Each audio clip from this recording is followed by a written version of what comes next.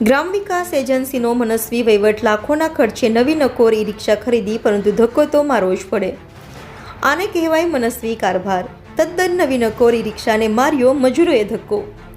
ગામ લોકોમાં આશ્ચર્ય. દરેક પંચાયત દીઠ સૂકો કચરો અને ભીનો કચરો એકત્રિત કરવા ગ્રામ વિકાસ એજન્સી દ્વારા લાખોના ખર્ચે ઈ રિક્ષા આપી, ત્યાં તો માંડ 15 દિવસ થયા લોકાર્પણને, ત્યાં તો નવી નકોર ઈ રિક્ષાને ધક્કો મારવાની પરિસ્થિતિમાં મજૂર વર્ગ.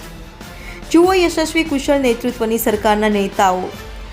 જુઓ માટે જ કહે છે કે ગામડાના લોકો કે ગામડાના વિકાસમાં આવતા તો ધક્કો મારવો જ પડે, એ પછી વિકાસ જ કેમ ન હોય.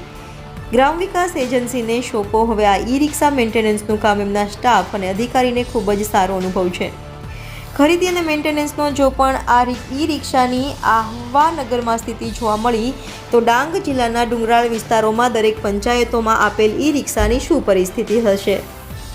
ડાંગ જિલ્લાના નેતાઓ અને ઉચ્ચ અધિકારીઓ ગ્રામ વિકાસ એજન્સી દ્વારા આપવામાં આવેલ ઈ રિક્ષાની ખરીદી અને ટેન્ડરિંગમાં કોની પોલમપોલ છે અને કોના ખિસ્સા ગરમ થયા છે, યોગ્ય તપાસ કરવામાં આવે તો ભોપાળું બહાર આવે એમ છે.